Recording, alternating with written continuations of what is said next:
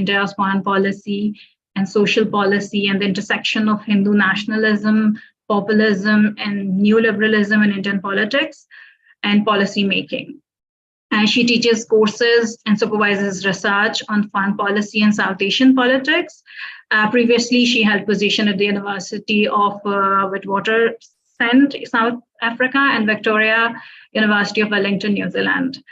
The first speaker in the panel is Dr. Ajay Gudavarti. He will talk about politics, ethics, and emotions in New India. Dr. Gudavarti is an associate professor at the Center for Political Studies, Jawaharlal Nehru University, New Delhi. He teaches courses on Indian politics, political theory, and democratization. Before his position at Jawaharlal Nehru University, he taught as an assistant professor at National Law School of India University, Bangalore, and a lecturer at National University of Judicial Sciences, Calcutta. Soon to be Dr. Magga Paul. She will be another speaker in the panel, and the title of her speech is Ram Rajya 2.0, How Nostalgia Aids the Populist Politics of New Colonial Hindutva Futurism. Magga Paul is a PhD candidate in Politics and International Relations at the University of Adelaide. Her PhD thesis is tentatively titled Insecuritization of the Citizenship Regime, Bangladeshi Infiltrators, and the Politics of Insecurity in India. A very interesting topic. So her broader interests include the contestation of citizenship in South Asian contexts, politics at the urban margin, as well as decolonial past development and blue reversal theory and practices. And she also teaches global politics. She had taught at the Tata Institute for Social Sciences, Mumbai, and had research consultation position with various nonprofit in India. She is also a member of activist circles such as the National Alliance of People's Movement in India, global cohort of the Dalai Lama Fellows. She had presented at several international conferences, the most recent one titled Citizenship Until Further Notice, supported by Science Foundation and Emotions of Inclusion and Exclusion in Transnational Spaces. Third speaker is Dr. Anuj Bhavania, who is speaking on the law and populism with a lecture titled Constitutional Roots of Judicial Populism in India. Dr. Bhavania did his BA LLB at the National Law School of India, University, Bangalore, and an LLM from School of Oriental African Studies.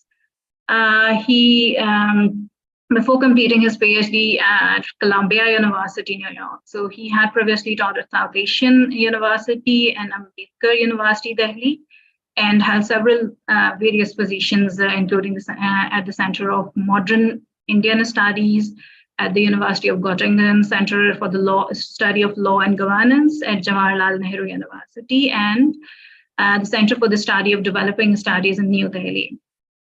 He's also the author of the book Courting the People, Public Interest in Litigation in Post-Emergency India, which was published by Cambridge University in 2017. This takes us to the fourth and fifth speaker, who are jointly presenting a topic. The first one is Dr. Manika Bhartwal Datta. She is a senior lecturer in international security in the School of Social Sciences, Sydney, UNSW Sydney. Manika research areas include critical security studies, securitization studies, strategic narratives, foreign policy. Empirically, her research focus includes non-traditional security issues, particularly food security, non-state actors, and regional security challenges in South Asia, and Indian foreign policy. So Manika was awarded her PhD by Royal Holloway College, University of London, and holds an MSc in security studies from Amsterdam University. She also has a master's in international journalism from Cardiff University and has worked as a broadcast journalist for the BBC World Service Radio in London for several years. Monica is the author of Food Security in Asia, Challenges, Policies, and Amplification, and Understanding Security Practices in South Asia, Securitization Theory, and Role of Non-State Actors. Shweta Singh, who's co-presenting with Monica, is Associate Professor of International Relations at South Asia University. Her research broadly focuses on feminist international relations, women, peace and security agenda, critical peace and conflict studies, gender and populism, and feminist peace research. Her most recent publications include a special issue on rethinking violence, everyday and insecurity, feminist intersectional intervention in the Journal of Human Security, and gendering education for peace, critical perspective in Tarja Bayragan, if I'm pronouncing it right, in the Handbook of Feminist Peace Research, and towards an intersectional approach to populism, comparative perspective from Finland and India in contemporary politics. So with this, I am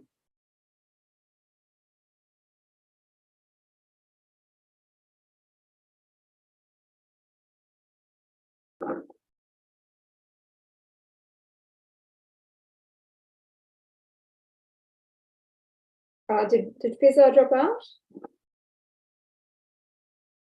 Yep.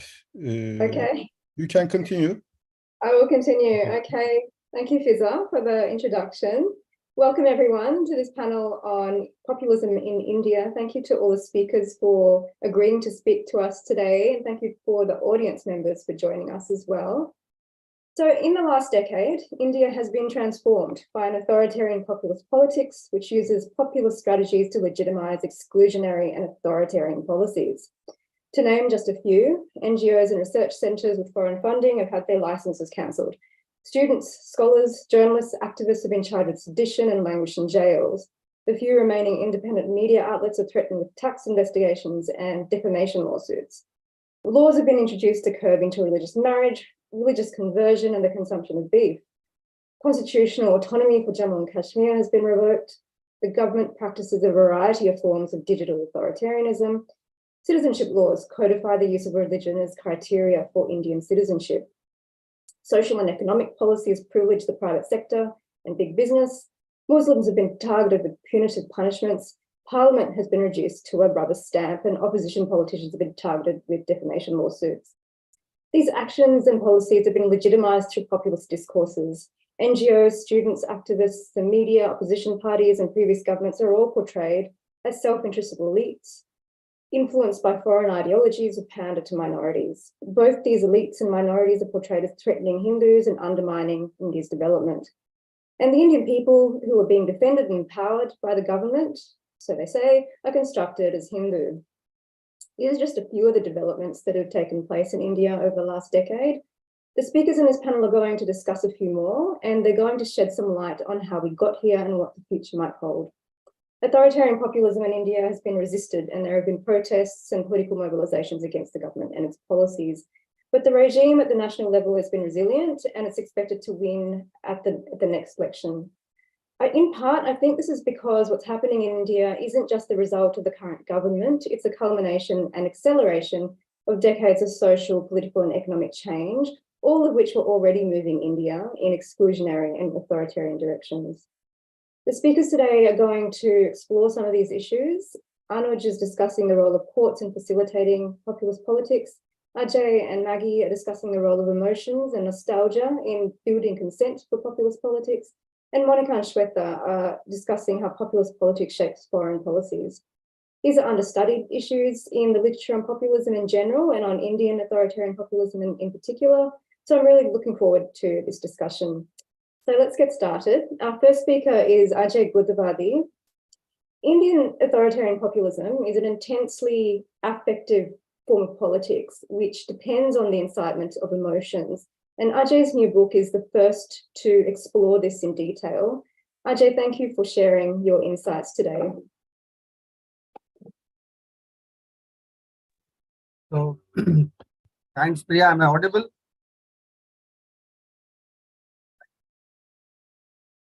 Yes, you are.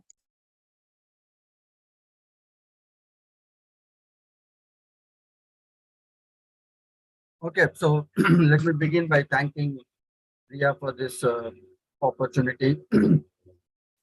I'm going to broadly draw from my new book, Politics, Ethics, and Emotions in New India. And broadly, go back to the classical formulation of Lucknow on populism, which broadly argues in terms of drawing an equivalence between fragmented social demands in order to draw the notion of the authentic people. So he talks about equivalence and antagonism, as we all know.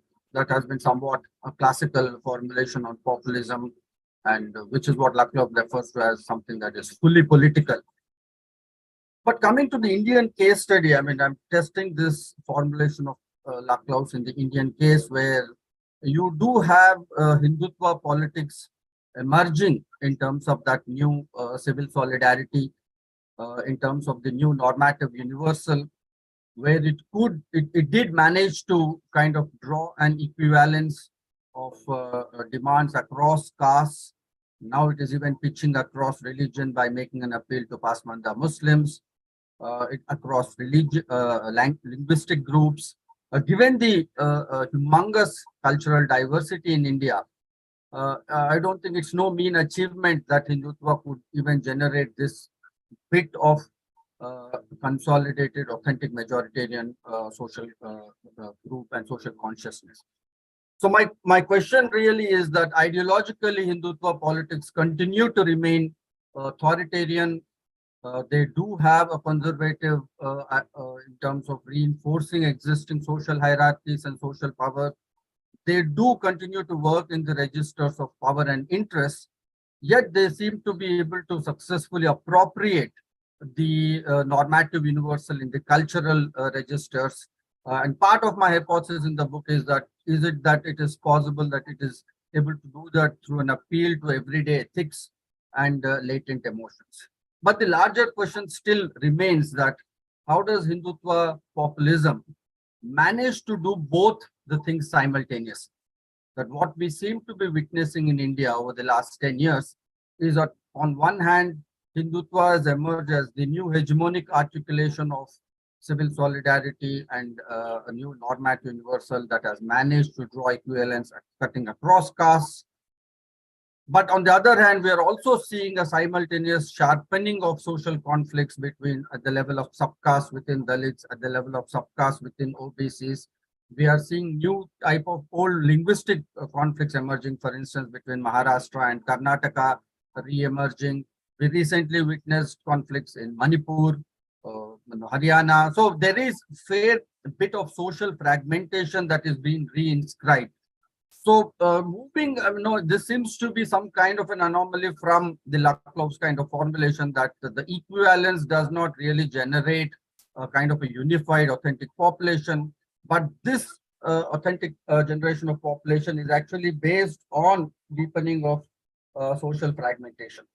And this, I think, is a very, very interesting question to see that how these two processes are happening simultaneously. Social political scientists like Susan and Lloyd Rudolphs, writing way back in 80s, argued that India is a centrist polity, that there is a very little possibility of confessional majority emerging in the Indian context because of the latent caste differences, and they kind of fragment, and therefore there is no possibility of emergence. But what is happening today in the Indian context is precisely flowing in the opposite direction. So this is where I have about 2 or 3 broad formulations and hypotheses in terms of how is this being made possible by Hindutva populism. One point that I argue in the book and later I've been developing is that the reinterpretation of caste and religion, not in terms of modern cultural identities as we often understand in terms of bounded identities, as we perhaps understand in the discourse on multiculturalism. But what we are witnessing in the Indian narrative in context is a certain kind of a culturalization of caste and religion. That is, that there is a reinterpretation of religion and caste more in terms of a way of life rather than in terms of bounded identities. An interesting article recently that Akhil Bilgrami's on Gandhi, the vexed question of caste. Akhil Bilgrami, in fact, makes this very interesting point that the Gandhian defense of Varna system was in terms of, he makes a very interesting argument that it was in terms of defending varnas and caste differences as a way of life, and gives a more heterogeneous interpretation rather than a hierarchical interpretation. And Gandhi was attempting to fight hierarchies and discrimination within caste system outside the liberal apparatus and outside modern market and monetization.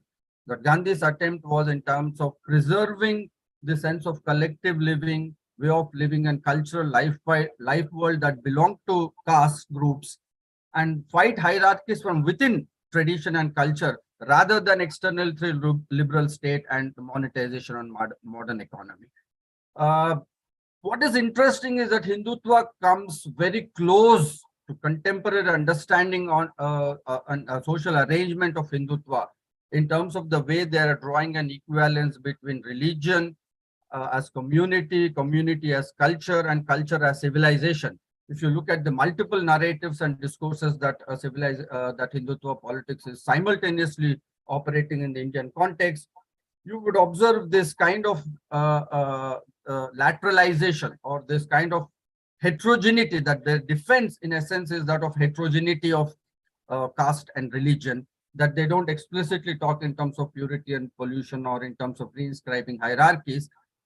But there is enough possibility within this narrative to kind of reinscribe traditional hierarchies and traditional segregation. So a big question really for those of us who are watching the events closely in terms of Hindutva populism is that there is no place for an explicit upfront critique today of Hindutva politics in terms of the old caste order, in terms of the old narratives of Manusmriti, purity, pollution, and things of that kind. Today it is speaking in different registers. You know, even I have written a recent piece of the return of the Brahmin, that Brahmins today do not vouch by Manusmriti, but they're talking more in terms of preservation of a certain cultural life world. You know, I think this kind of a new narrative that has come, which this can go back in time to the debate between Gandhi and Ambedkar. We, of course, don't have time to get into that. But I think Hindutva, by and large, that Hindutva is re-signifying caste and religion outside modernity in terms of modern identities, and reinscribing as culture as a way of life. That which partly explains why the Hindutva project has a certain purchase, which is a bottom-up purchase, why Dalits and OBCs are able to also identify with Hindutva project, and they do not, like left liberal secular scholars, see it as an authoritarian top-down project. But there is a certain kind of owning up of Dalits and OBCs, because this culturalization of caste and religion allows for certain space for Dalits and Bahujans to also kind of identify with the Hindutva project. But within this, one can also sense the way hierarchies can be. I don't have the time to get into the details, but how Hindutva will move on to kind of reinscribe traditional social hierarchies. So how do we disengage the two? How do we create a new kind of a wedge to open up for a certain counter narrative? I think is still an open and a very complex question that we need to frame. Second quick narrative, the strategy that Hindutva is adopting is in terms of what I would refer to a sociologist Robert Bella's writings in terms of nationalism as a civic religion. Bella talks about how nationalism is a kind of a civic religion for contemporary times, where you have a symbolism, ritual, faith, national anthem, national flag invoked as part of a civilizational discourse. So nationalism, he says, in fact, is like a civic religion in contemporary times. If you also observe Hindutva narrative on civilization and nationalism, it offers a very porous kind of space for that kind of a civic ethos, which is inclusive, which talks about Indic civilization. In fact, it says that even Muslims born in Indic civilization are essentially Hindus, that Hindu is more a cultural identity, Hindu is more about a way of life, rather than a kind of an exclusionary identity in terms of ritualistic practice or organized religion. But what is very interesting is that, if you go back to somebody like Samuel Huntington's Clash of Civilization, he argued that a civilizational narrative is emerging, which would kind of trump nation state. But if you observe the Hindutva mode of mobilization, the new kind of civilizational discourse is actually reinscribing a new kind of hyper-nationalism. So this kind of new equivalence between civilization and nationalism, I think also throws up very many interesting questions for us in terms of how it's working on the ground. And therefore, in populist literature, Priya, you would know we have often this supply and demand side of populism. So the demand side of the populism, the way people are receiving populism on the ground and Hindutva strategies is more in terms of a sense of belonging. And therefore, I've argued for long that this overt discourses of polarization, Islamophobia, authoritarian state, illiberality, undermining of institutions, none of this seem to have appeal in terms of popular mobilization and popular politics. Because the essential identification towards a project of Hindutva on the ground is through a deeper sense of what Ashish Nandi would call cultural selves. That Hindutva is giving new space for cultural selves and for a deep sense of cultural belonging. It is a different matter that it is then converting this sense of belonging to toxic majoritarianism, polarized system, undermining institutions, and reinscribing authoritarianism. And all of this, the important and the most challenging part for us, those of analyzing in terms of producing a counter narrative, not merely as an academic exercise, but also with certain kind of a political investment, would be that all of this has a certain fair purchase on the ground, and it cuts across castes and regions, and now also religion to an extent with the pitching Pasmanda Muslim. I would draw your attention to conclude. I would draw your attention to the Pew Research survey that the New York Pew Research conducted on religion in India in terms of tolerance, and it's a very, very fascinating survey and one of the largest surveys that has happened in post-independence period, where they asked a cross-section of caste, religions, and regions in terms of what do Indians think about diversity and tolerance. An overwhelming 70% of Indians who participate in the survey said that diversity and tolerance are absolutely important for democracy. So Indians do understand and do value tolerance, do value secularism, do value diversity. And what is startling in this survey is that 64% of those who have voted for the BJP have argued that tolerance and diversity are essential for democracy. But when it came to a question of concrete living, all castes and cutting across religions said that they all believe in segregated living. So the survey typifies this as living together separately. That Indians value in abstract notions of diversity and tolerance, but when it comes to concrete social arrangement, they would prefer segregated living, that they would want to cohabit with their own caste groups and within their own religious denominations. I think this should again draw our attention to, unlike Ambedkar's agenda of graded inequalities, which he interprets in a different sense. I think what we find today on the ground is this combination of open-ended political investment, political democracy, but when it comes to social arrangement, caste and religion have increasingly converted them into some kind of cultural conglomerations. I think a critique of populist Hindutva mobilization, whether on the kind of authoritarian, whether in terms of illiberal institutional undermining that we are witnessing, has to speak to this, the reasons why Hindutva populism has a certain popular purchase on the ground. And therefore, I think our narrative cannot afford to kind of collapse the distinction between the way Hindutva is received in terms of a deeper sense of belief, deeper sense of belonging and building cultural selves, as against authoritarian and toxic majoritarian. Maintaining that analytical distinction between the two, I think provides us an entry point in terms of offering a meaningful critique of Hindutva populism. I think I'll stop here. I've finished my 15 minutes, and I thank Priya again for this opportunity. Thank you, Ajay. Now, next we have Maggie Paul. Now, Maggie, I'm sharing your presentation. Maggie is presenting a paper that we are co-authoring. Maggie is my PhD student, and it's very much a work in progress. We're still working through the concepts and the analysis, so we welcome any suggestions. Maggie, are you ready? Yeah. Okay. Let me know when to change the slide. Yeah, I'll let you know.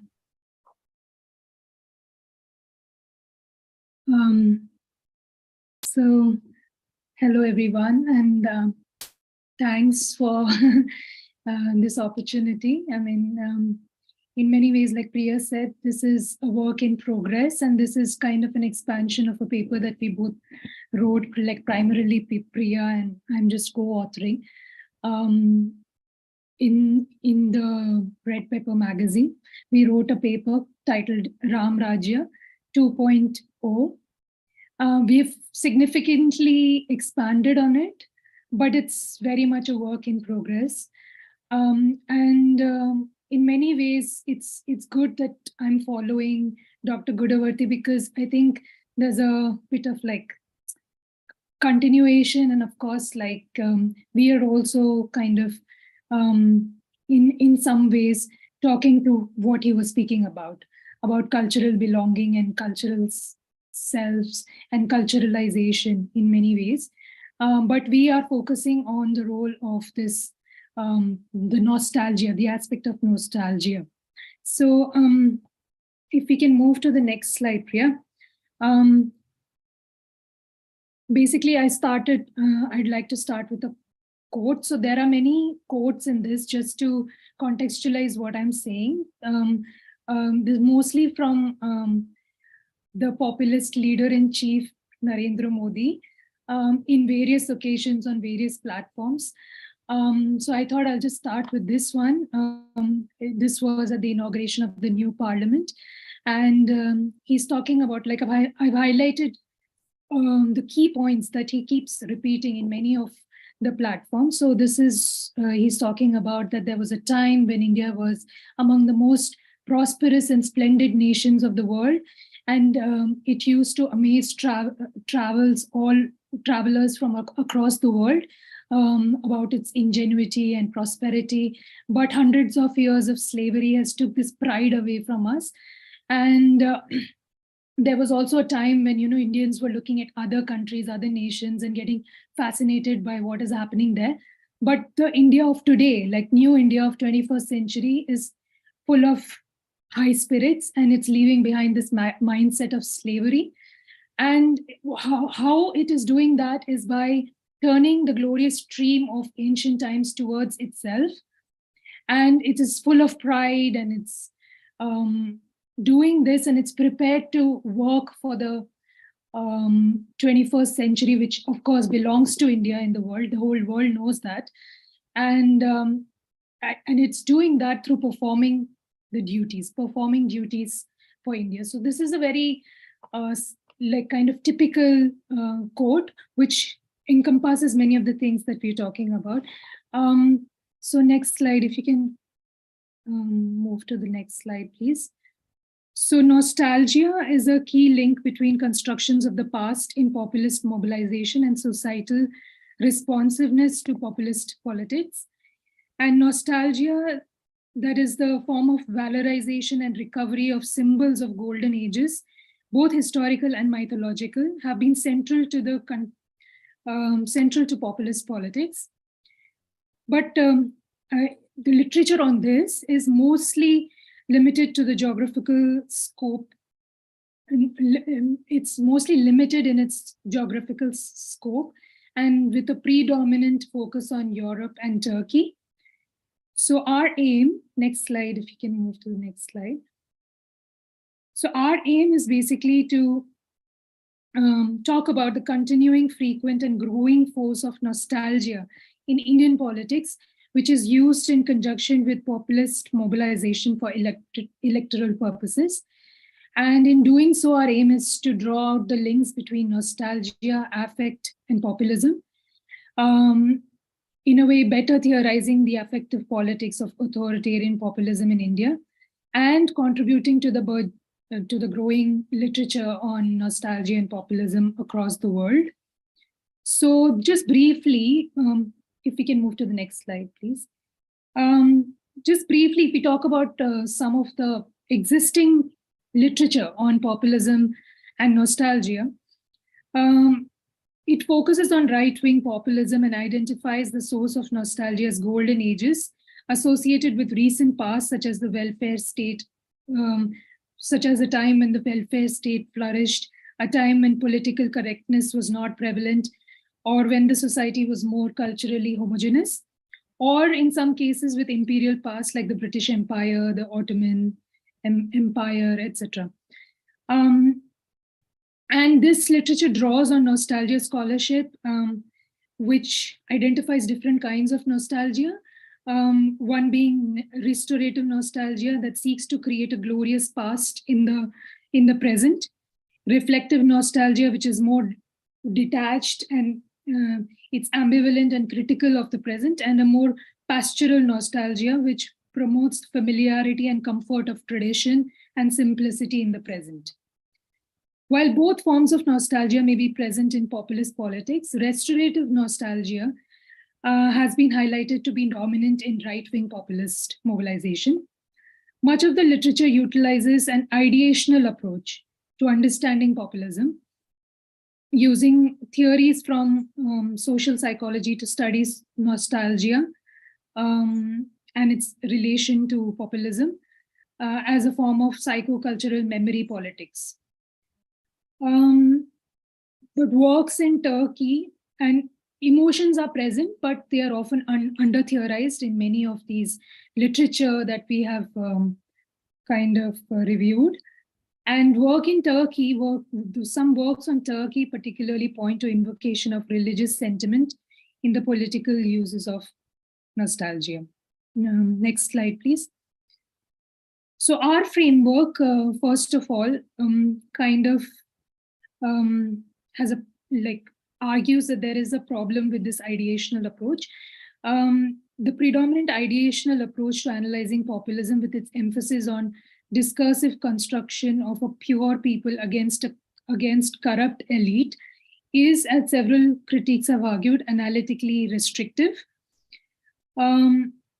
Modi's regime's populist strategies involves the discursive articulation of disparate group into unified but not homogeneous category of people through an affective economy of emotions relating to both resentment and aspiration, which generates its own dynamics in society.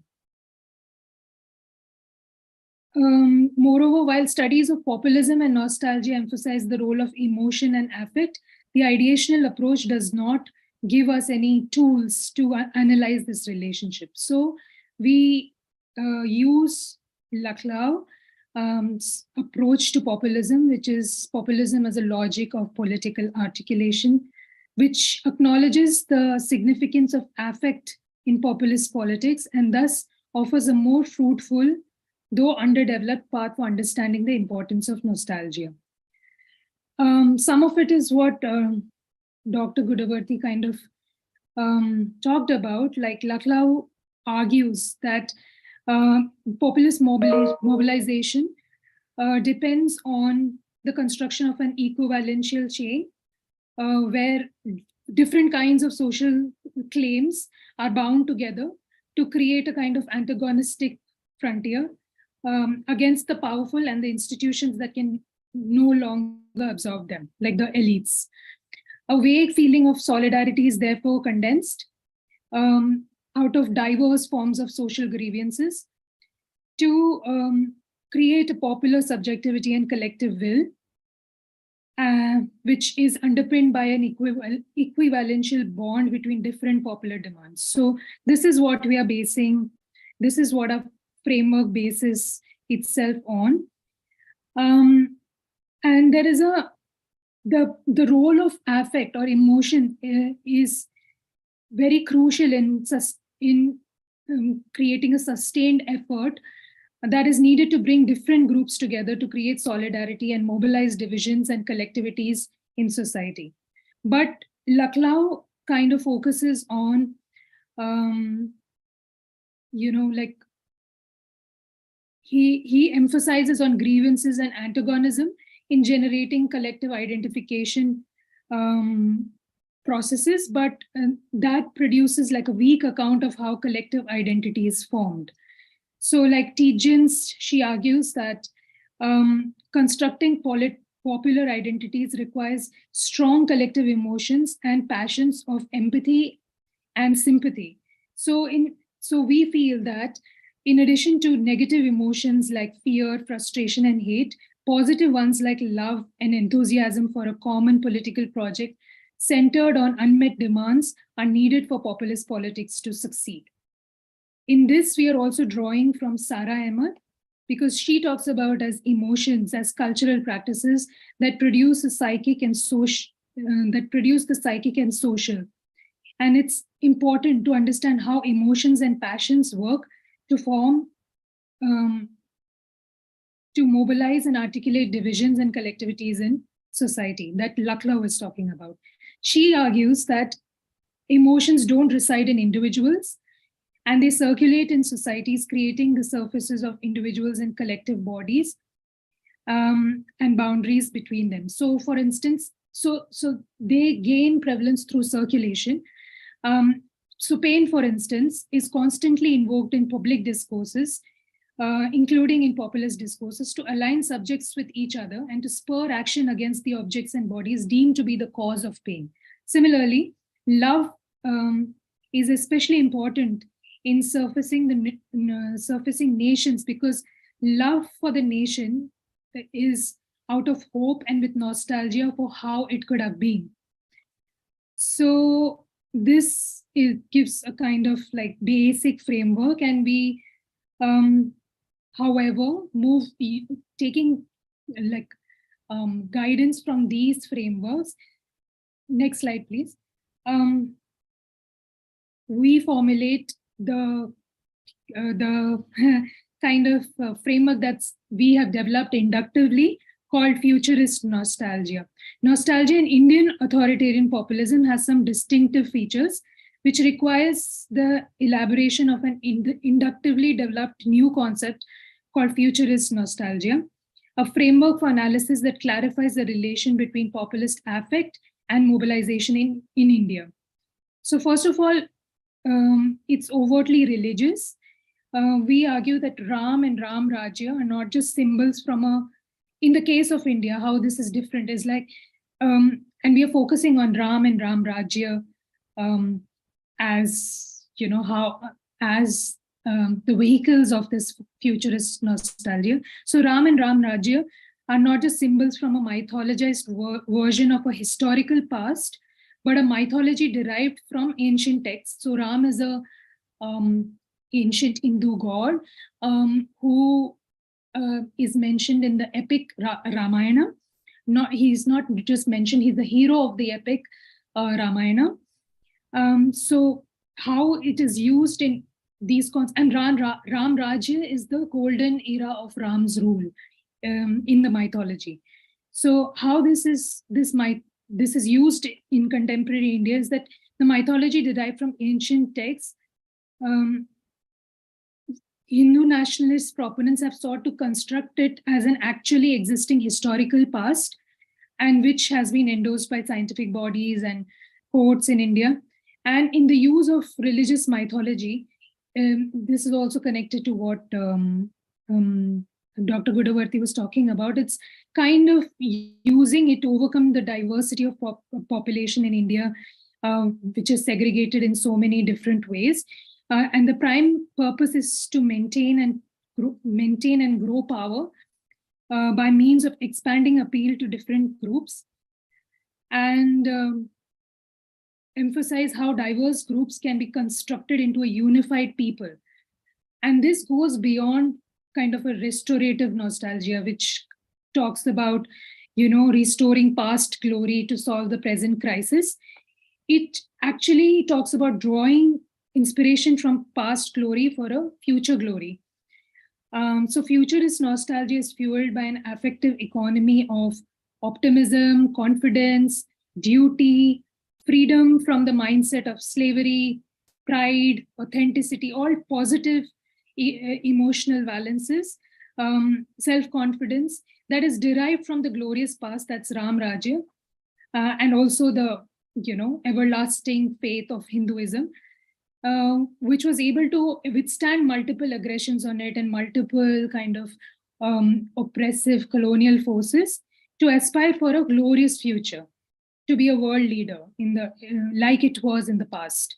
So Ram and Ram Rajya constitute a futurist nostalgia in which the past is used to mobilize in the present through unification and constructing of a people, and also to prefigure the future. So next slide, please. So we have briefly analyzed how this plays out. Like in the paper, we go into the historical development of this, because it has a very deep historical dispute. The notion of futurist nostalgia it's not like relegated to the present.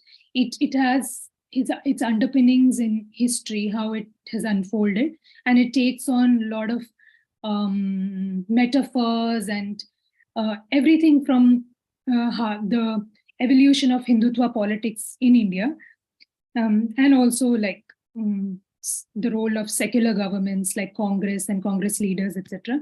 But for this presentation, we briefly touching upon, some of the empirical work that we have done in the present, analyzing the present. So Ram politics in the present. So these are some of the images here. Next slide, please. So we are analyzing the contemporary Ram politics by 4 major broad themes, but I'm not going to go into each one as such. So Ram, the figure, and Ram Rajya, how it features in contemporary populist mobilization, Ram Temple, the cultural infrastructure of futurist nostalgia within which this Ram Rajya is embedded, and a global Ram Rajya. So next slide, please. I'll give you a few examples. I think I'm already over time, but few examples of how Ram is kind of used. So this is a quote from the Bhumi Pujan ceremony.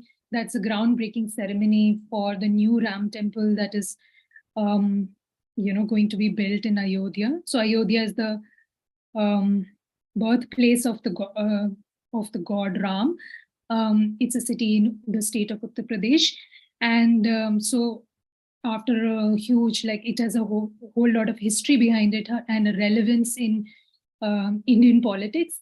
But the thing is that now the courts have granted a go ahead to construct a Ram temple. Is the time over?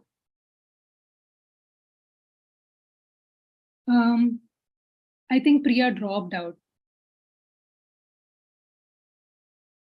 But it's okay. So I'll go ahead and talk about how Ram is used as a symbol for creating an equivalential chain. That is a symbol of unified people, which circulates through the emotions of love, duty, inspiration, and strength. And at the same time, also an antagonistic frontier. On the other hand, the sign of Ram denotes the immortal soul of India that withstood medieval invaders, which signals to erstwhile Muslim kings and also Muslims in general, which also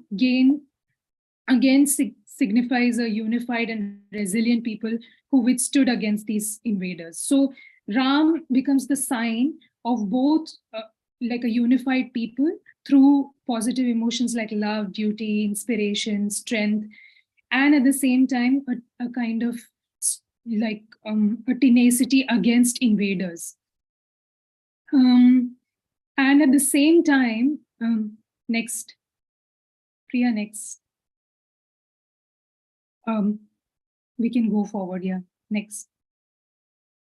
And at the same time, he also signifies kind of an antagonistic frontier in the erstwhile elites who neglected the name of Ram. So this ever-present symbol of Ram as a source of pride and identity and the very basis of cultural and territorial unity of India and the cradle for the love of the nation was sidelined by the elites who felt a sense of shame in even acknowledging the reality of Ram. So this is against again a quote from Modi's speech at the Deepotsav, like a festival for celebrating Ram. And this kind of neglect has led to a kind of infrastructural and developmental decay, like he talks about it. The morale for the country's development has weakened. Looking at the pathetic condition of our places, considered as a symbol of our identity and existence. So by neglecting the existence of Ram, it has kind of caused infrastructural and developmental decay, and this is to be fixed by a Ram-infused politics. So if we go to the next slide, it talks about how the present government draws a straight line of inspiration from the golden era of Ram's rule in its current state programs and political slogans. But not just that, it also presents a future aspiration prefigured in the character and the lessons of Ram. So, he said, so Sabka Saath, Sabka Vikas, Sabka Vishwas, Sabka Prayas. These are all political slogans of the BJP and Modi government, and very explicitly linked to the values of Ram. And it said that the inspiration was, Ram. And the Modi stresses that the lessons from the person of Ram are multi-pronged and circulates them through an affective economy of positive emotional valency, that is, sense of freedom from slavery, self-belief fostered by a pride of the past glory, and a sense of duty, resolve, determination to craft the future in light of this glorious heritage. And this articulation is repetitive. It's reiterated at multiple forums and multiple contexts, and the messaging is also interlinked, especially to the government's present actions and future visions. So if we go to the next slide, another example of how Modi connects the current vision of the government, which is Panch Prans, which is basically translated into 5 pledges for India going forward for the next 25 years, which is the Amrit Kal. He connects those 5 pledges of, goal of developed India, removing any trace of colonial mindset, taking pride in our roots and heritage, fostering unity and a sense of duty.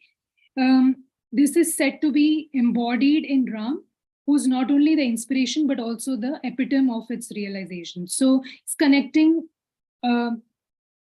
like his government's policy and vision to the character and lessons of Ram. Next slide, please. And the persona of Modi himself. It's interesting to note, moreover, that the articulator-in-chief, Prime Minister Modi, in many of these public appearances, takes on the form of a humble devotee, emphasizing pious darshan, which is a divine witness, doing devotional practices, sitting in meditation among chants, uttering Sanskrit verses, placing himself as a learned scholar of the civilizational nation, and at the same time an everyday believer, a humble devotee of not just Ram actually, but multiple sidelined and neglected heroes and gurus.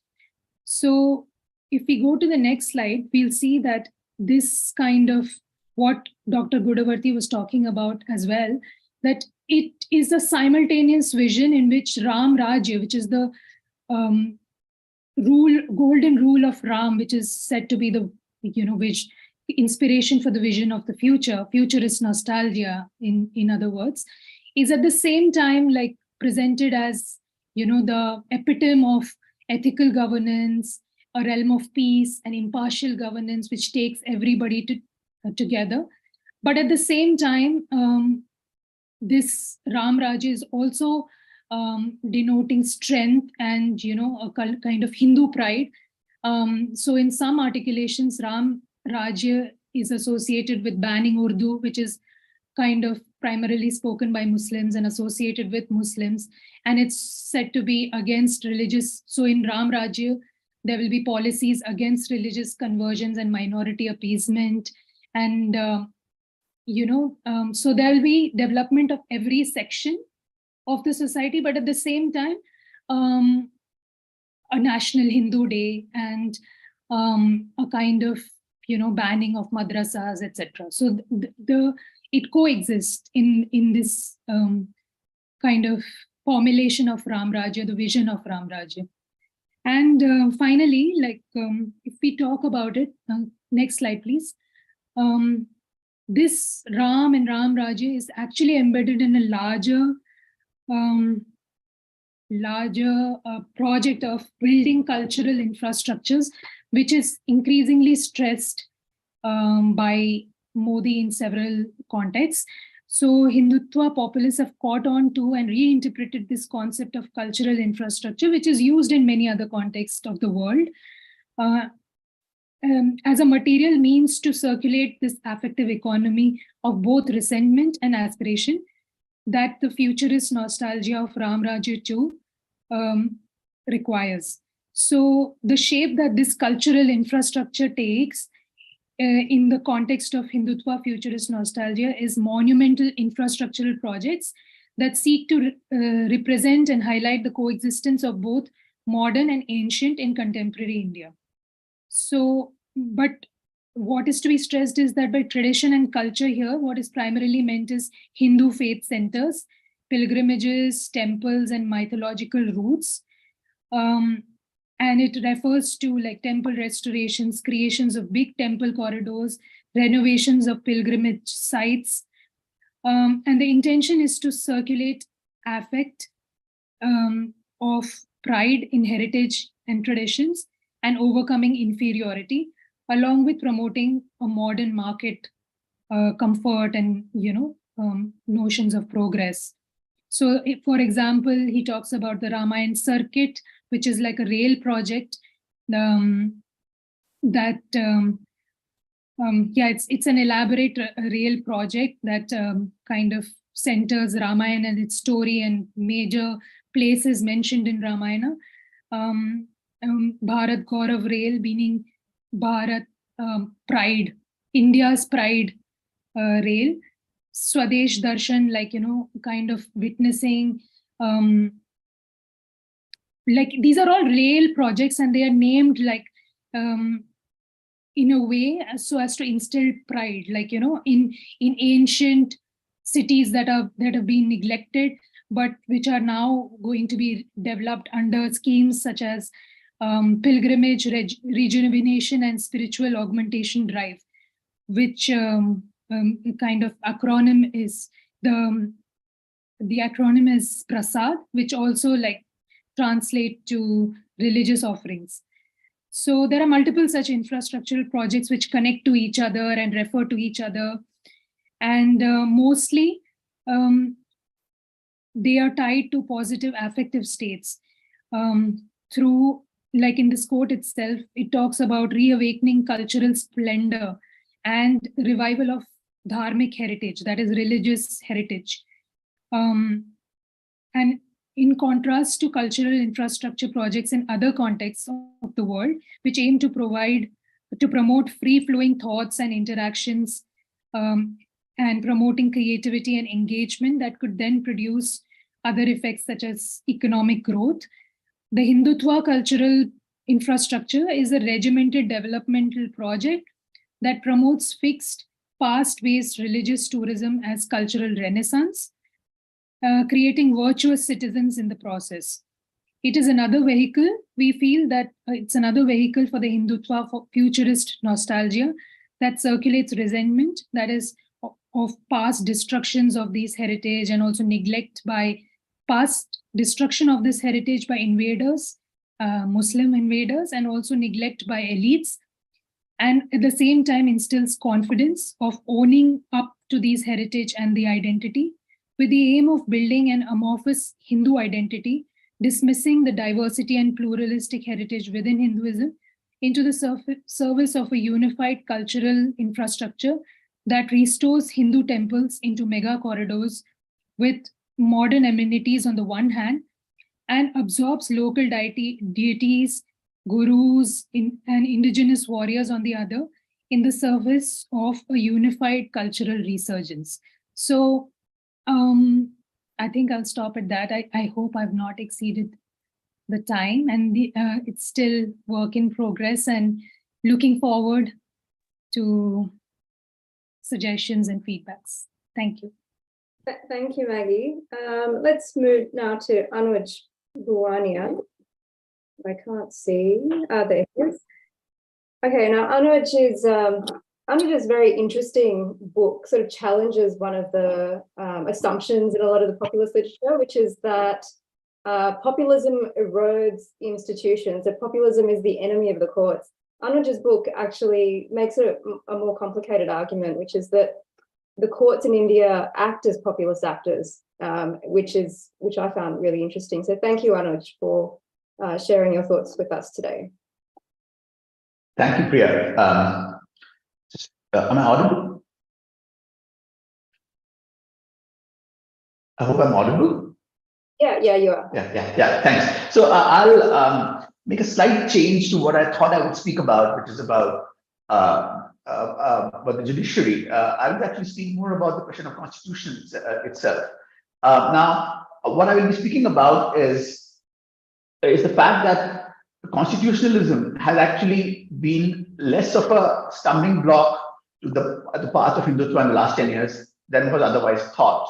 So in the global discourse on democratic backsliding, where the archetypes are Hungary, Poland, Turkey, etc., what's foregrounded, what's pretty obvious when you study them is that all of these regimes saw thoroughgoing changes in the constitutional framework itself, which enabled the popularly elected leaders to undo much of the liberal edifices of those countries. In India, however, what is interesting about India, though it's often equated with these countries now, and it's seen as a kind of one of the very egregious instances of democratic backsliding globally, what is interesting about India is that we've seen hardly any changes in the constitution in the last 10 years.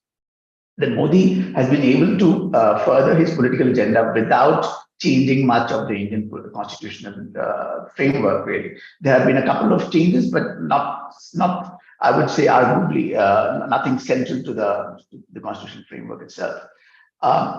So what's striking is to me that the agenda of Hindutva majoritarianism is actually quite compatible. What I'm arguing is that it is quite compatible with the Indian constitutional project. That the malleability of the Indian constitution is actually what enables much of this kind of populism to be able to do as it deems without making any changes to the constitution itself. Interestingly, there have been people already who have been talking about how India is already a Hindu Rashtra, electorally so, without having the need to change the constitution. What I would take as a kind of example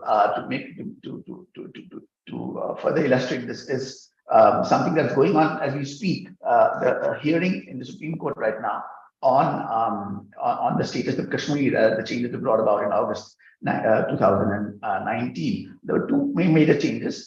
One was on the special status of Kashmir, Article 370. The other is what I'm going to focus on, which is that the state of Jammu and Kashmir, the erstwhile Indian state of Jammu and Kashmir, was converted into what's called a union territory.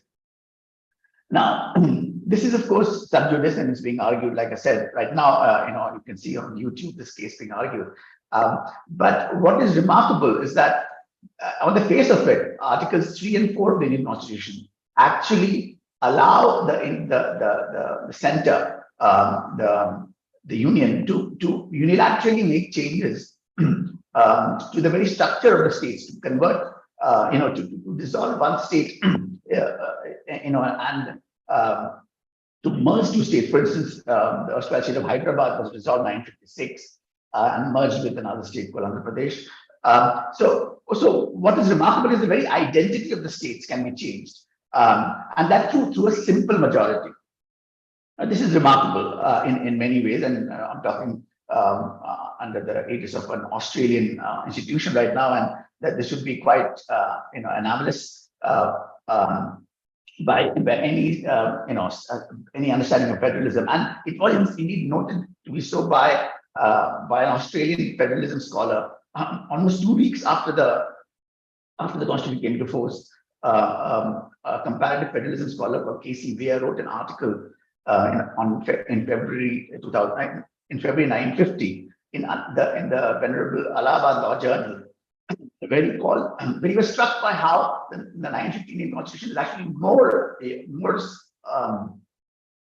centralizing than the 1935 Act, the late colonial act which governed the British India till then. And also he said that it's precisely because of these provisions, Articles 3 and 4, India can actually not be considered a federal constitution, but a quasi-federal one.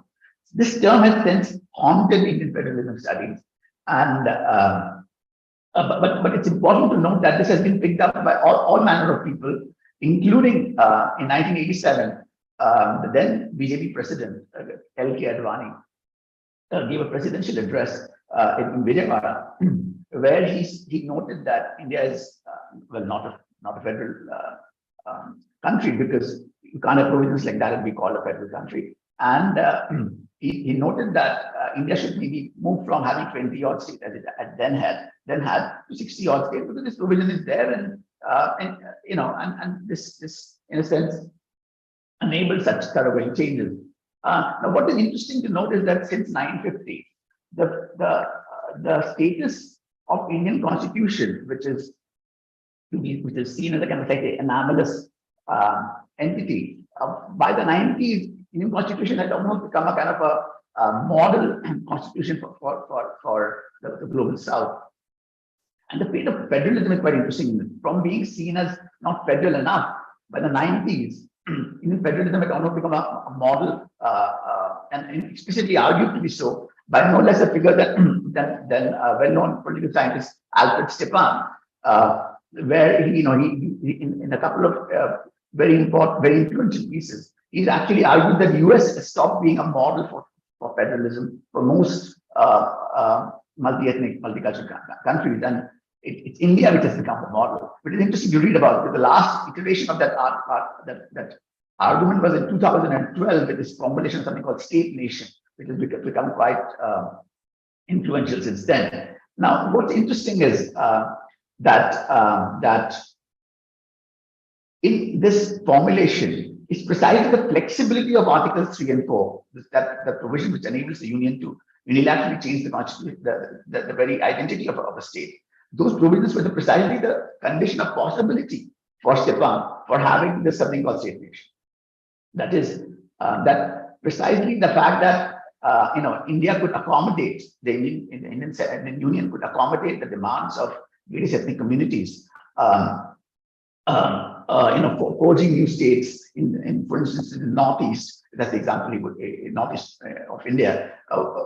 Enabled this flexibility is precisely the strength of the Indian federalism was what was argued. Now, what is interesting is that in hindsight, obviously, this provision, what happened in August 2019 has led to a kind of a sobering realization that there may have been a problem with these provisions. And in recent comparative work on federalism, it's argued that perhaps India offers a sobering lesson for federalism scholars on the importance of formal rules regarding federalism and the continuing effect of design choice, right? That in other words, surprise, surprise, constitution matters. And it's interesting because so much of federalism studies in India have been dominated by, particularly the experience of 1989 to 2014, when there was a coalition government, a kind of a coalition government of representing, various parties from all over the country.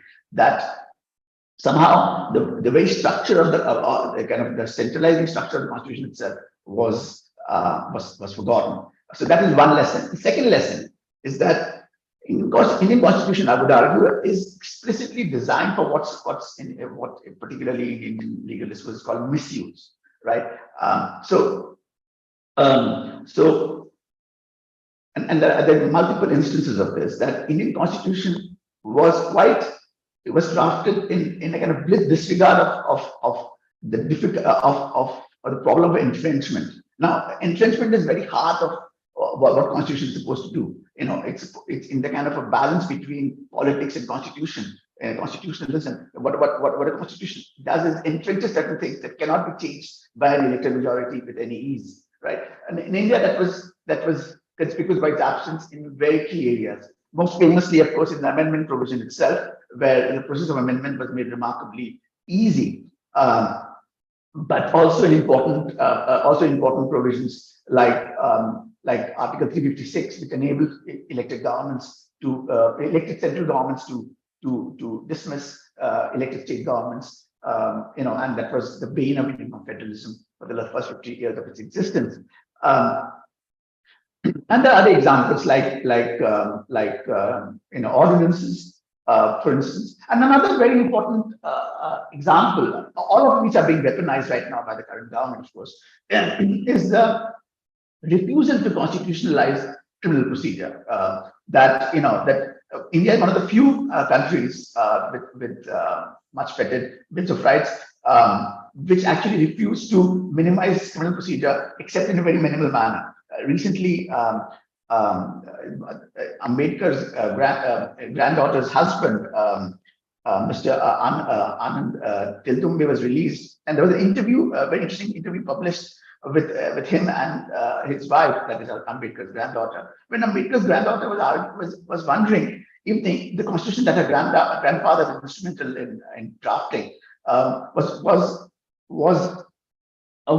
could coexist with provisions like Unlawful Activities Prevention Act, which has been weaponized so effectively by the current government. Now, sadly, my answer would be yes, they are actually, because the Indian Constitution actually refused to constitute, and this is an acrimonious exchange of the Constitutional Assembly debates, where one leader in the Assembly debates actually explicitly told Ambedkar that you are a lawyer, you know what's going to happen if you don't constitutionalize certain principles of the criminal procedure. And if you're under pressure to do this, you better resign than defend a provision like this. But of course, that did not happen, and India has a rather minimalist,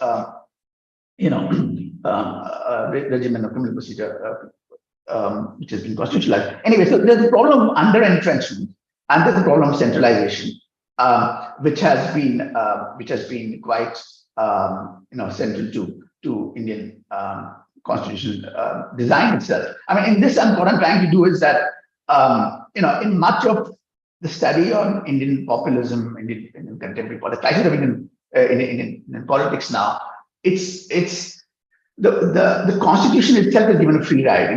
It's not the Constitution itself is seen as a problem. It's precisely what I'm trying to question now. That actually there is a kind of that in the process of drafting of the Constitution, there were certain departures made from standard constitutional making, which have enabled a leader like Modi to do as he pretty much deems fit.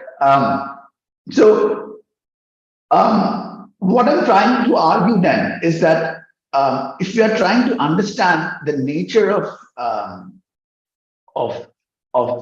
why is it that this kind of touching faith in the elected government, in the kind of refusal to entrench key provisions of the Constitution, why is it that was done? There could be two explanations. One was that, of course, it was a wartime constitution. Increasingly, partisan violence of that era, when the Constitution was drafted, is actually designated as a civil war. And recently, Shruti Kapila has argued that the correct term for what was going on at the time was civil war. It's a wartime constitution. And secondly, it was a completely single party dominated constitution. By the time that Pakistan was partition was declared on the 3rd June 1947, 93% of the members of the Constitution Assembly were Congress members, and after 25 Muslim League members rejoined the assembly, it became 85%. And the other leaders, non-Congress, non-League leaders, are really literally co-opted into the assembly, right? So what? And secondly, what I'm trying to argue then is that it's a party, it's a one party dominant constitution which can think of no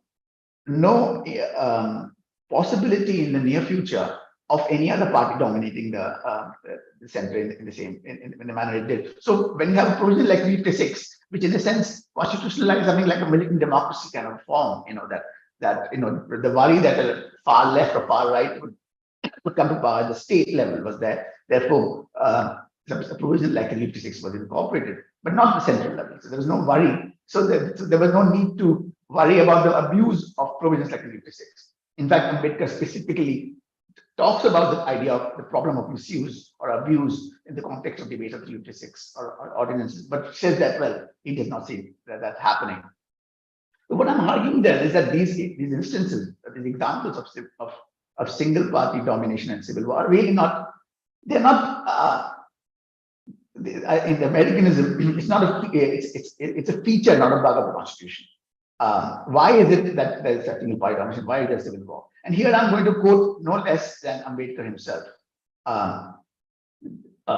So this is Ambedkar writing 945 in this text, which is much ignored, called Communal Deadlock and the Way to Solve It. He says, I must say that I'm wholly opposed to the proposals of a constitutional assembly. It is absolutely superfluous. I regard it as a most dangerous project, which may involve this country in a civil war. So this warning of his, that the assembly, the way it was proposed, and remember, if you read Ambedkar's writings before 946, he's implacably opposed until December 946, when there's a kind of a volte-face. He's implacably opposed to the idea of constitutional assembly. He repeatedly and most stringently in this other well-known book called What Gandhi and Congress Have Done to the Untouchables, he's repeatedly talking about what constitutional assembly would mean. In fact, he actually argues about the Cripps mission of 942, that that the Cripps's concession of Pakistan as well as concession of Constitutional Assembly were meant to appease both Congress and the Assembly and the Muslim League. So while Pakistan was meant to appease the League, the concession of the Constitutional Assembly being formed was meant to appease the Congress. So Congress in 934 had made it central to its political agenda, absolutely central. This is specifically argued to be so by Nehru in his presidential address in 1936, when he became president of the International Congress. That absolutely central to the Congress project of 1936 is to have a constitutional assembly, which should be popularly elected, right? Now, Ambedkar was repeatedly writing against this. Why was he writing against this? Interestingly, in all his arguments against the idea of the Constitutional Assembly, he's echoing actually the other well-known opponent of the assembly, which is Muhammad Ali Jinnah, who also was using similar terms to think about the assembly. Now, what I'm trying to do in this project is really move the focus of understanding the nature of the Indian Constitution and its drafting and its design away from the assembly debates of 46 to 49. I believe that Indian Constitution scholars have a kind of a fetish of the Indian Constitutional Assembly debates, where they've kind of forgotten the process. They kind of a deliberate eliding of how the assembly itself was elected and how it was constituted. And in a sense, a deliberate avoidance of the 30-year process of negotiation, constitutional negotiations, which was initiated in 946 by the Lucknow Pact, culminating in the Cabinet Missions Plan of 946. The 30-year prehistory of constitutional drafting, where the central question, really, and anybody who studies this history knows it very well, the central question is obviously the Muslim question, and to a lesser extent, the Dalit question. right? So the minority question is absolutely central to this. And throughout this period, there are various forms of entrenching consociationalism, which is attempted, right? Catherine Adenauer, a political scientist, has actually plotted these various experiments in kind of in consociationalism, drafting consociationalism between 1916 and 1946, from Lucknow Pact to the 1919 Act, to the Simon Commission, to the Nehru Report, to the 35 Act, etc., and a couple of others. And she actually plotted them along kind of the axis made famous by Lippard. And what is remarkable is that the high point of this consociational question, of this consociational attempt, is actually the cabinet mission plan, which is almost completely consociational. And the lowest point is tellingly enough, the 1950 Constitution of India. So where she rates it as absolutely zero in terms of consociationalism. So what I'm trying to argue is based on Kim Chapelet's influential formulation of aversive constitutionalism, where she argues that the nature of a constitution should be understood through its aversive alternatives, the one that are so forcefully rejected that they cast their influence over the whole constitution building effort and incorporates a nation-making sense of rejection of a whole constitutional possibility. And I think that's a very important formulation for Indian scholars to reflect on, for scholars working on India to reflect on. And the obvious model that the Indian Constitution 1950 is aversive to is the cabinet mission plan. And I think it's time that we rescue the 46 cabinet mission plan from the kind of what we often call the enormous conditions of austerity, with which much Indian scholars treat it as a kind of impractical, almost absurdly impossible plan that is thought about.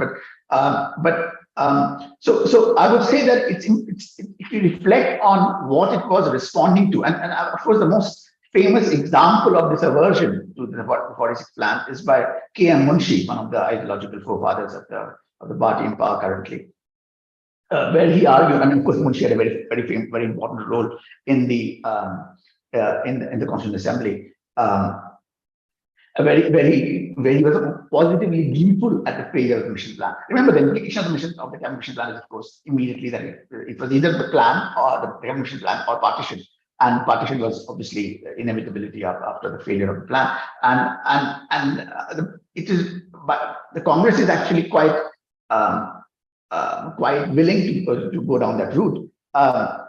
Of course, this is what is interesting is that this is, of course, a very murky and complicated area of political history, much written about and completely revisited after the publication of Transfer of Power papers in the 80s, and Ahmed's famous revisionist history based on that. But what is interesting is that while Transfer of Power papers have completely reshaped the history of the 1940s and this kind of political history, it has completely been ignored by constitutional history.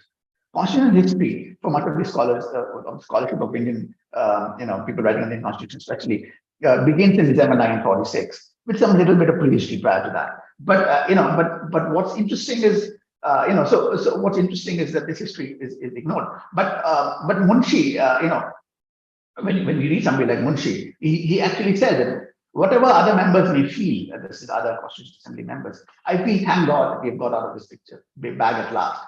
We have no sections and groups to go into, no elaborate procedure as was envisaged by it, no double majority clauses. All these are examples of the complicated version of the cabinet mission plan. We therefore feel free to form a federation of our choice, a federation with a center as strong as we can make it.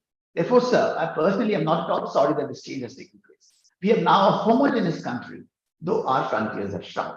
Now, this is the sentiment which is actually much more widely shared than one thinks. In fact, Ambedkar himself uses this term, homogeneous country, in positive terms repeatedly in his writings during this period. As late as his thoughts on linguistic states in 1955, he's talking about himself as the theorist of Pakistan and as making possible this new homogeneity. Of course, in this idea of homogeneity that they're talking about, they are very much, because they are very much thinking in terms of the idea of the European idea of the nation state, which is, as we know, at the time, pretty much one of the only ideas of a nation state that could have. I mean, and this commission plan obviously militated against it fundamentally. Anyway, so what I'm trying to argue then is that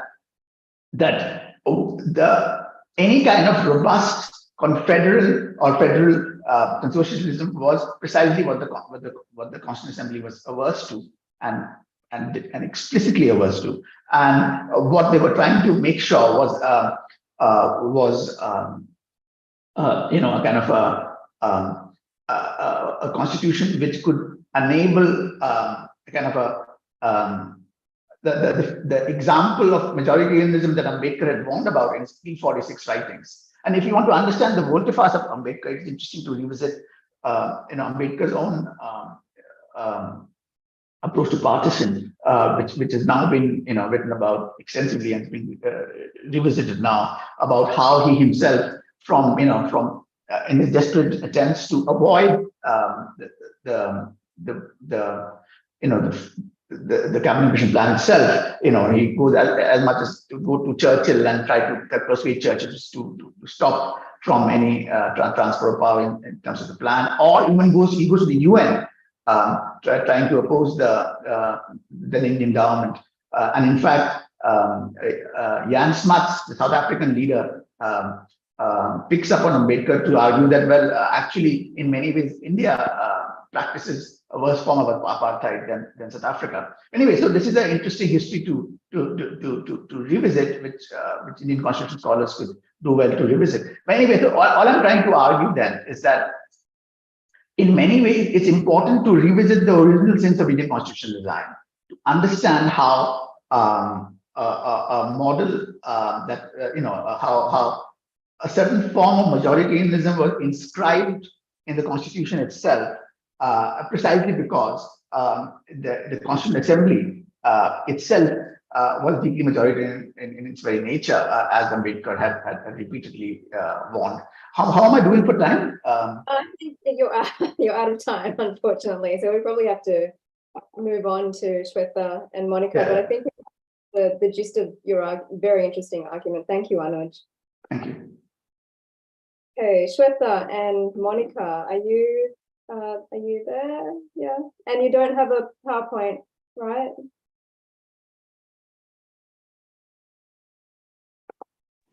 No, we don't have a PowerPoint. Okay, so who's going? Are you both presenting, or are you is one speaking and then the other? Or? No, both of us are presenting, so I'll go in first, and then Monica will be joining in. Go ahead. Okay. Thank you, Priya, and thank you, ECPS, for inviting us. It's very interesting to be on this panel, and it's been very interesting to listen to the conversations that have been happening, especially starting off with Ajay in terms of ideas on Leklau, and then moving on to Maggie and then Anuj. Now, it's very, I think, where do we start our story? And if we are looking at starting our story, we need to look at how populism research has really spanned in the last few decades. Now, there are different entry points to research on populism, and its meaning and conceptualization continues to be greatly debated, ranging from what we heard in the morning, from populism being a thin-centered ideology as articulated by Mudd and Kaltwasser, to it being a political logic, rather the logic of the people as articulated by Leklau. But it's important to emphasize that if we look at the preceding three presentations also, most studies on populism have been focused on the domestic ramifications of populism, which is very interesting and which is very pertinent.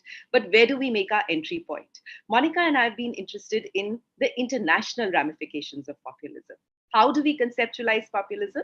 And how do we, for instance, look at the interconnections or the interlinkages between populism and foreign policy? So that's where we are really coming in from.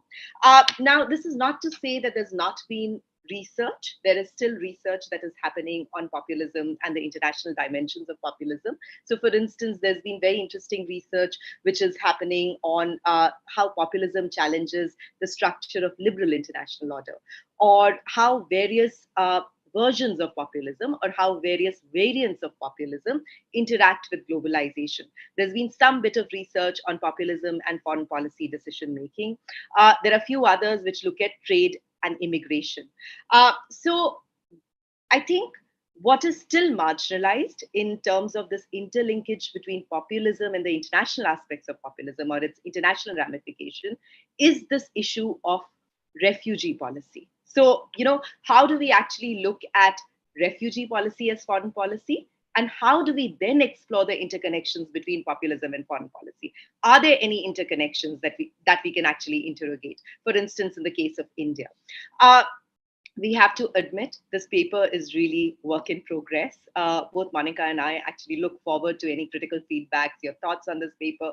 This is still developing in terms of ideas.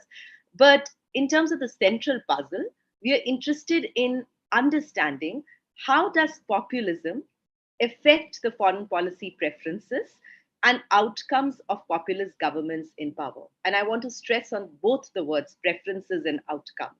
Now, while India is one of the few non-Western Asian contexts that has been the focus of investigation in terms of conceptualization of populist radical right politics, there are very few studies that engage with the Indian case to interrogate the link between populism on one hand and foreign policy on the other. Now, there are two specific studies that look at it. There is Plageman and Destrandi, and there is Wodzwicki. Now, if you look at Plageman and Destrandi's study, the overall argument that Plageman and Destrandi make is they're focused on bilateral diplomacy, they're focused on multilateral diplomacy, they're looking at the whole idea of global governance, but they do not discern any substantive shift in Modi's foreign policy, in the Modi government's populist foreign policy as it's been classified. On the other hand, if we look at Wodzwicki's argument, he's looking at international populism and its impact in terms of electoral coalitions. So that there are these two broad studies in the context of exploring the link between populism and foreign policy in India. Now, when we started to work on this area, and we've been interested in this area, we started off by doing a very extensive review of the literature. And as an outcome of that review of the literature, we could identify three key gaps, and that's where we make our entry point. One was, how do we actually conceptualize populism? If you look at the existing studies on populism and foreign policy, most studies actually look at populism and foreign policy as a thin-centered ideology. And as Ajay very rightly talked about, there are limitations to engaging with this idea of populism as a thin-centered ideology in a non-Western context like India. There are few studies that look at Leclau and they look at populism as a political logic. But I think they stop there. They look at populism as a political logic, a logic which is obviously used to exemplify or signify the idea of people as empty signifiers. But there is a gap there. How do you actually then look at this idea of people in terms of the process of signification? So I think that's one of the key gaps that we were able to identify. The second is in terms of how do we actually conceptualize foreign policy? And I think that's also very interesting because most research on populism and foreign policy has been focused on a very narrow conceptualization of foreign policy. So there's been a lot of focus, for instance, on global governance. There's a lot of focus in terms of multilateral and bilateral diplomacy. But the issue of migration and refugee tends to be marginalized. And that is because there is a tendency in the literature not to recognize refugee policy as foreign policy, something that we actually question and interrogate. The third is, when we are looking at this idea or this conceptualization of populism, the conceptualization of foreign policy, how do we then account for contextual specificities in terms of the different variants of populism across the globe? So, what is the potential in terms of the template that we are offering in terms of an intersectional approach? Now, I want to go back to the first 2 points that I was making in terms of the conceptualization of populism. How do we conceptualize populism? And how do we then move on to conceptualize foreign policy? And why there was value in looking at an intersectional approach to populism, especially, and so in terms of going back to the first point, I think there is a need to understand, and I think this is something that I've already said, that there are limitations in terms of looking at populism as a thin-centered ideology. And most research on populism and foreign policy tend to look at these antagonistic relationship between the people and the elite. But what they fall short of doing is that how do you actually conceptualize this idea of people? Because this category of people tend to be very monolithic in its conceptualization. Now, Mudd and Kaltwasser would respond to this and say that no, in this template, there is scope in terms of, there is scope because you can look at ideas of distinguishability, categorizability, travelability, et al. And they would say that, they would pay attention to the idea of host ideology. So that host ideology, for instance, can be the idea of social populism, that host ideology can be idea of national populism. But still, if we probe this further, it still falls short in terms of looking at what constitutes this idea of people. And I think we are very interested in this idea of people, both in terms of its domestic ramification and in terms of its international ramifications. We are not focusing in terms of the domestic ramification, but we are focusing on the international ramification. But the domestic framing of this idea of populism is extremely important when we are trying to test the international ramification. So where do we begin? For us, we agree with Leclau that populism is not a thin-centered ideology, but it is a political logic. But where we take Leclau forward is we say that this political logic hinges on discursive identity assemblages. And I think this is extremely important for us. So when we say this discursive logic hinges on discursive identity assemblages, we look at various constellations. And it was very interesting to hear Ajay in the morning because he was talking about caste and class, something that has been marginalized when we are trying to look at the framing of populist radical right in India. So what we really see is, and this goes back to my previous work with Elise Ferron, when I was looking at this in the context of Modi's India, is that we see an overlap in terms of these discursive intersectional constellations. This overlap is that race, ethnicity, and religion is central to this idea of populism, but there is also overlapping constellations of class and caste. Interestingly, when we did a mapping of the populist radical right sources, like 4 different kinds of sources, we looked at electoral speeches, pamphlets, radio programs like Man Ki Baat, and when we did an extensive mapping, there was a similarity in terms of index, nearly 51% in the context of the focus in terms of race, ethnicity, and religion, and close overlapping percentage in terms of the class caste idea. So it's very interesting in terms of this complex intersectional constellations that go on to signify this idea of people. So people definitely is not a monolithic category that we are looking at. So in that context, I think where we are really coming in is we are pushing to transcend this right-left axis when we are trying to look at this idea of populist radical right politics. And we are pushing to look at, or we propose to classify populist radical right movements depending on whether they include or exclude individuals on the basis of religion, ethnicity, class, caste, age, and gender identity. And this is where the intersectional lens becomes extremely important for us in terms of having that conversation with Leclau. The second point that I wanted to put forth was, how do we actually conceptualize foreign policy? In this paper, we underline that we need to pay attention to refugee policy as foreign policy, something that has been marginalized in the existing literature. Scholars have argued, and there is an extensive body of literature on migration studies, and there's an extensive body of literature on populism. But what are the kind of intersections that we are looking at? So scholars have argued that migration policies belong to the core business of a state's foreign policy. States are implicated in international agreements, acknowledging the rights of refugees via international treaties and are bound by them in terms of economic integration schemes. States regulate foreigners, access to labor market. Furthermore, nationality remains at the core of visa regimes. And if you look at South Asia, very interestingly, refugee movements have led to both conflict and cooperation in bilateral relations. So for instance, you can look at the context of Afghanistan and Pakistan, India and Sri Lanka, India and Bangladesh, India and Afghanistan. And they have also led South Asian states to adopt differing positions on UN-led global instruments for refugee protection and engagement with international or regional organizations.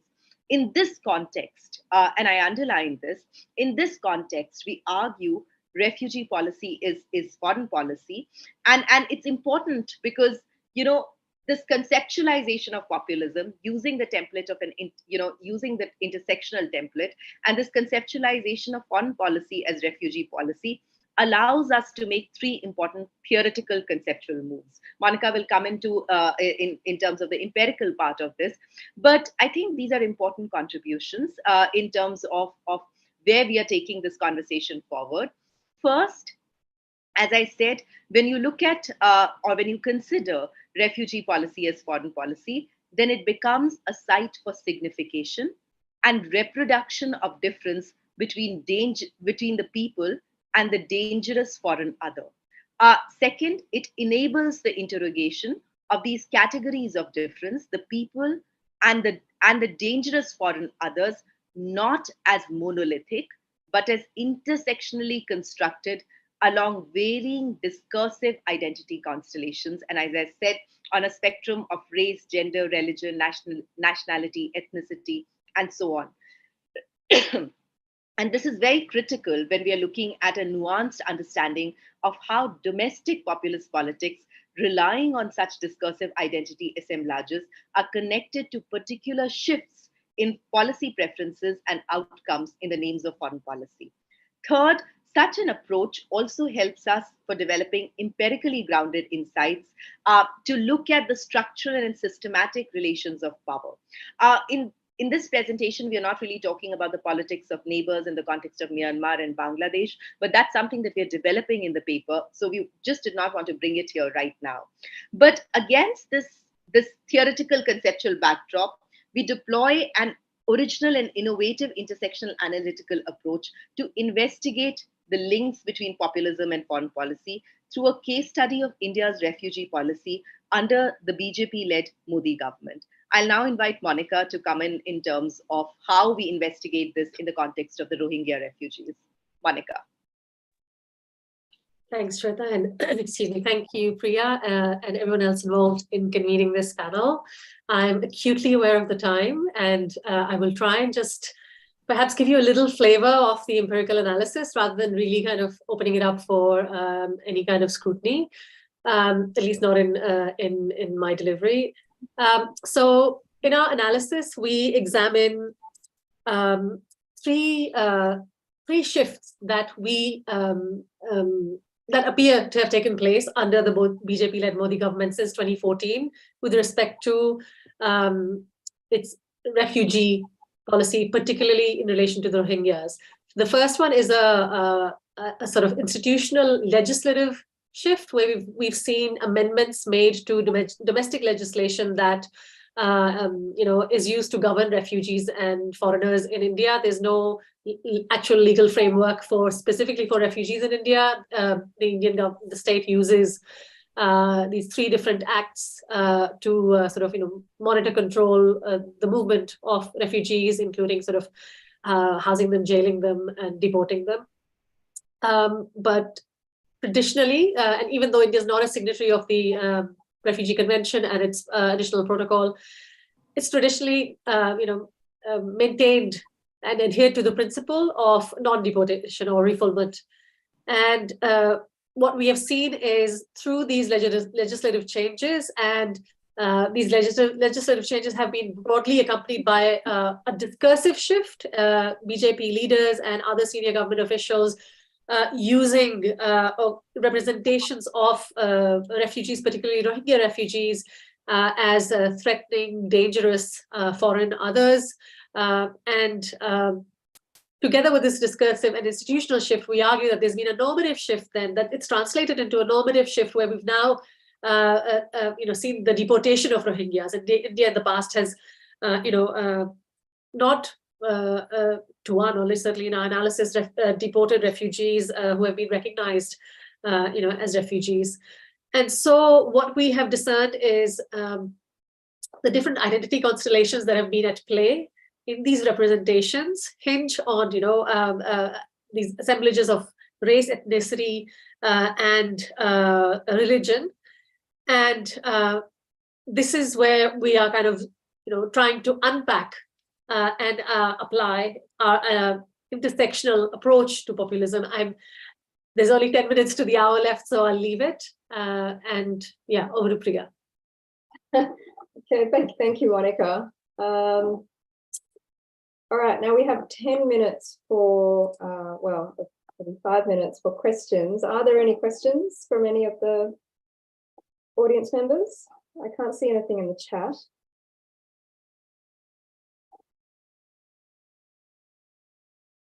Just raise your hands if you have a question. Yes, Buland. Oh, you're muted.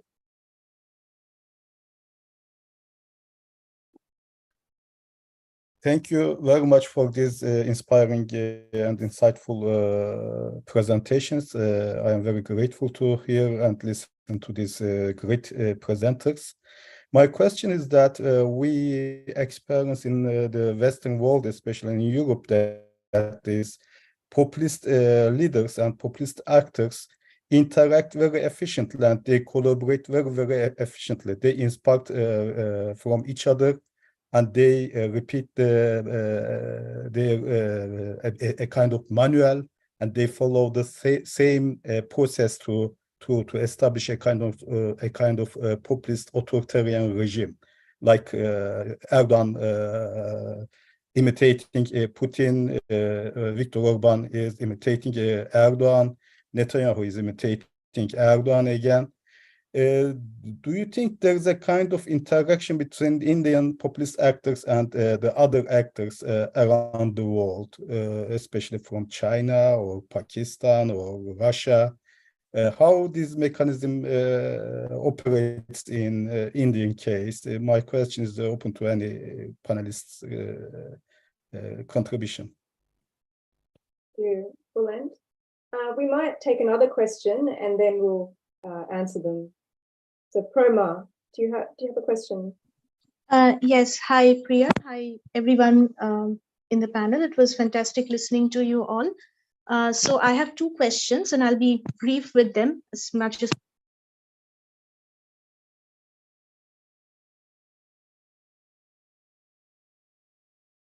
Can we hear Proma? I can't. Ah, there you are. I think, Proma, can you? No, you dropped out. Do you want to type the question? Okay, and in the meantime, we've got... yes, we can. Go ahead. Thanks. Okay, so I'll just start again. Fantastic presentations to, all the presenters were really insightful with their own, presenting their own understandings of Hindutva and populism at large. So my question is directed at the experts on the Hindutva discourse, and it is concerned with the dynamic gender discourse of Hindutva, particularly its interesting positioning on the issue of queer identities. So in the recent years, we have seen that some perspectives from the RSS, the Rashtriya Swayamsevak Sangh, increasingly favorable towards same-sex marriage or living, right?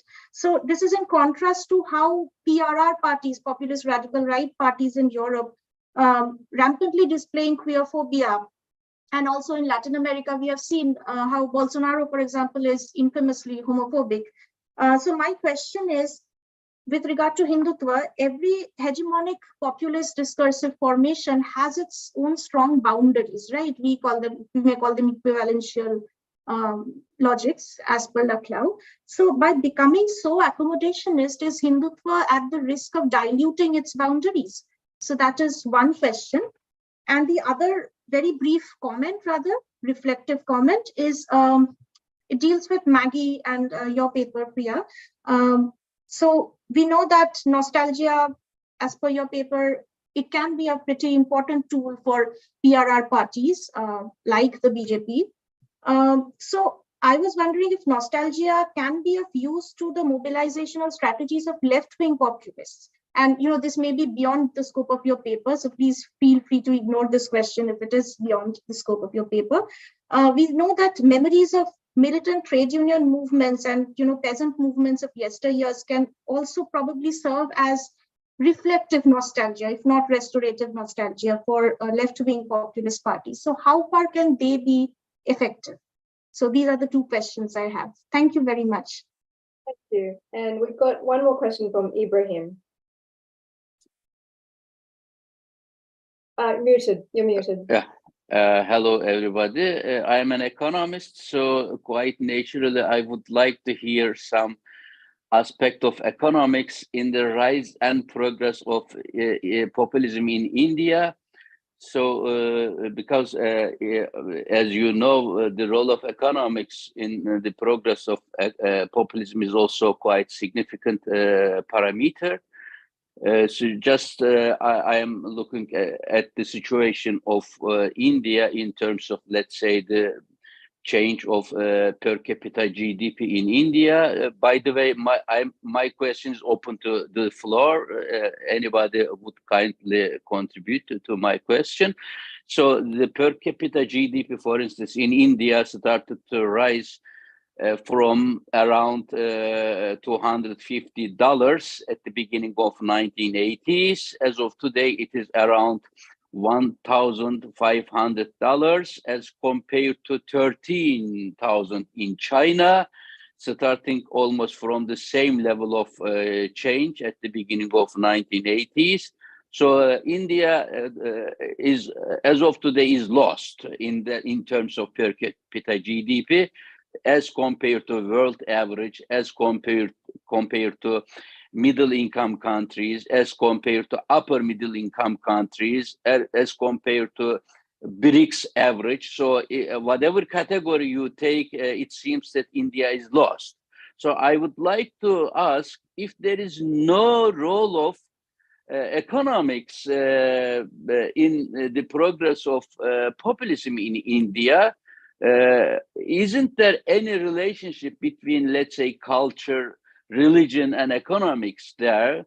When I read the literature, I don't see so much uprisals, demonstrations in terms of poverty, income disequilibrium, etc. in India. The second and final aspect of my question is that it seems that a new era has already started from the viewpoint of India, because the major industrialized countries are now shifting from China into India. So it seems that despite authoritarian tendencies in India, global capitalism is gradually shifting into India, making it the locus of production and supply chains in the world. It seems that India is going to take a shift, take a new start from now on. How such an economic progress would impact current state of populism in India? Thank you very much. Okay, thank you. Now, I might have Shweta, could you answer the question about populist actors learning from each other, since that's sort of a foreign policy question? And then I'll have Ajay, could you talk about the queer identities and whether the RSS accommodating queer identities is diluting the equivalential chains?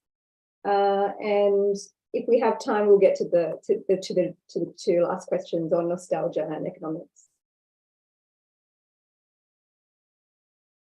I'm not sure if I got the question right, Priya, but just responding to what Ibrahim was talking about, and I'll just take 30 seconds. I think when we are looking at this idea, I mean, if you're looking at the populist narrative, it's sabka saath, sabka vikas.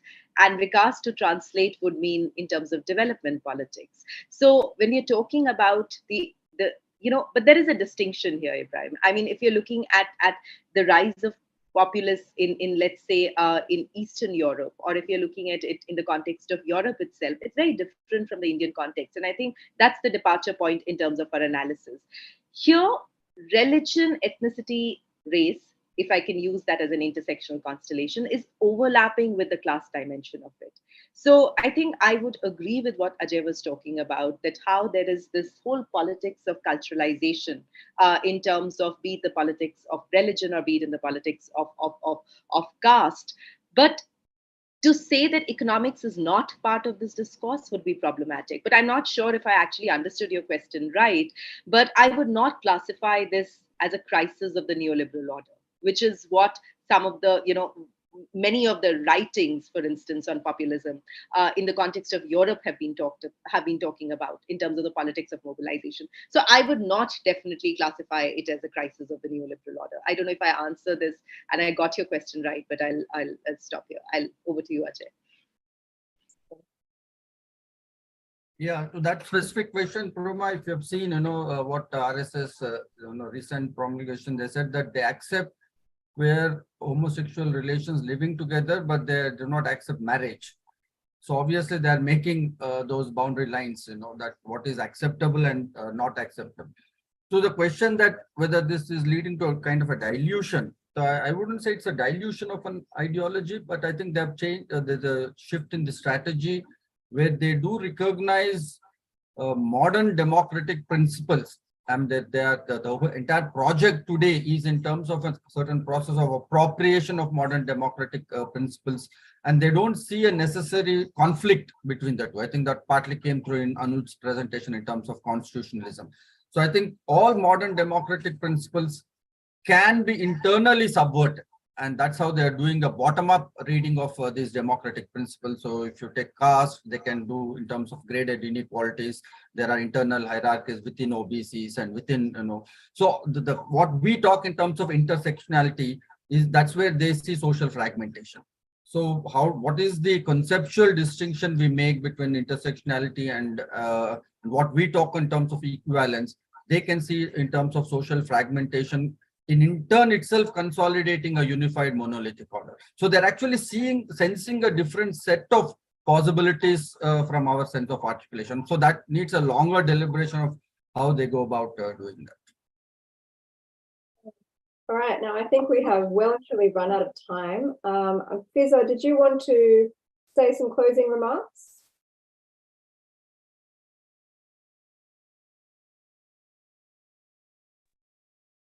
So, Priya, do you want to have a concluding speech, or I should?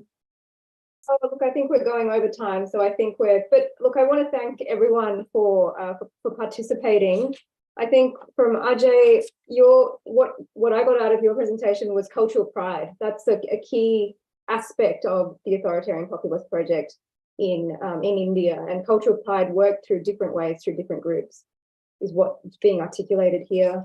Anuj, I think your point about the constitution being inherently compatible with authoritarianism because of its centralizing qualities is something that we need to pay more attention to. I think you're right. Shweta and Monica, I think there's a lot of work to be done on foreign policy and populism. So I'm really glad that you're doing it. And Maggie, we have some work to do with our paper as well, but thank you so much for presenting it in a half-written form. Okay, well, thank you, everyone. And Fiza, and go ahead and... So thank you, everyone, especially the presenters, the panelists. You enriched the panel. And thank you, Priya, for your moderation. With this, we end the session, but please mark your calendars for the next session, which will take place on the 20th of September at around 10 a.m. CET, which will be 1 p.m. in Pakistan, and I think 1:30 or 2 in India. It will be on different aspects of religion, radicalism, and populism in digital era in Pakistan. So please remember to register. I wish you all a great rest of the day. Thank you. Thank you, Priya. Thank you. Okay. Thank you, Priya, and thank you, Fiza. Bye-bye. Thank you. Okay. Bye. Thank you. Bye. Hi, everyone.